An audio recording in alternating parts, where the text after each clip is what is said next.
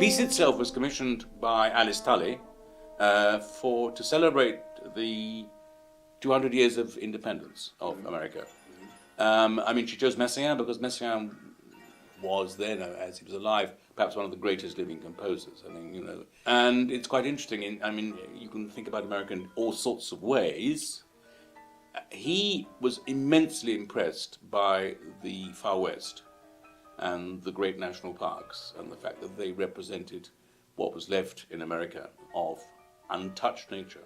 And this music uses the visual effect they had on Messiaen to talk about his vision of eternity.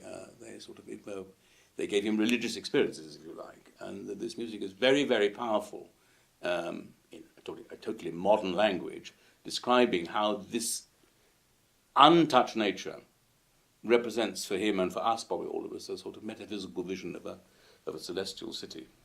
He fitted in his visions of the canyons with relatively close transcriptions of bird songs, played by a piano, a very difficult piano part.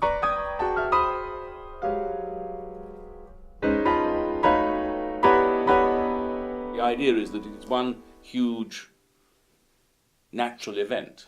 What I wanted was some visual equivalent of the untouched world, and then that untouched world being damaged by us.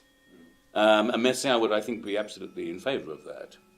So we looked around and we found this young Israeli video artist and composer called Daniel Landau, and asked him whether he was interested in doing this, because it's not everyone who would want to tie himself down to this music, because in fact in the last resort what we're doing is serving the music, this very, very grand and very special music. And he has come up with a very interesting idea. We start with a piece of untouched nature, which is in fact the Dead Sea.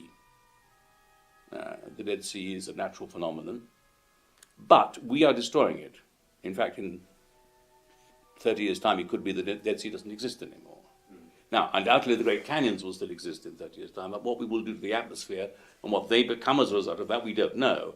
So, in fact, what he's doing is producing a film that shows what our effect has been having on the environment. And this runs at counterpoint to the natural vision of Messiaen.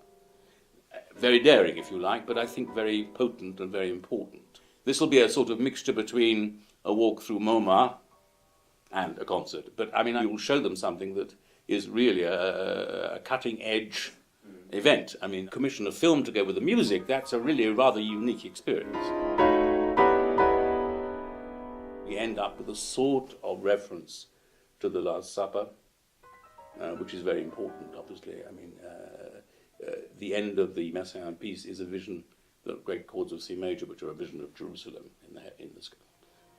The sky is the celestial city, which is always obsessed Messiaen. And this reference is clearly, will be there visually clearly as well.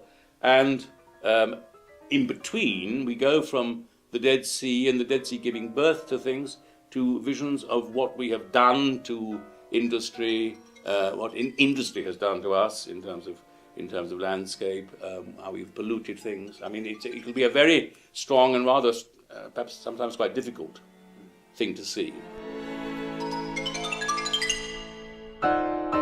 The film will be shown on 3 screens. We have 3 screens hovering above the orchestra, which will be so there's a lot of visual elements going in as well, and possibly also parts of the hall will be used. I mean, he'll use colours not just on the screens but around that. I mean, it'll be a total event.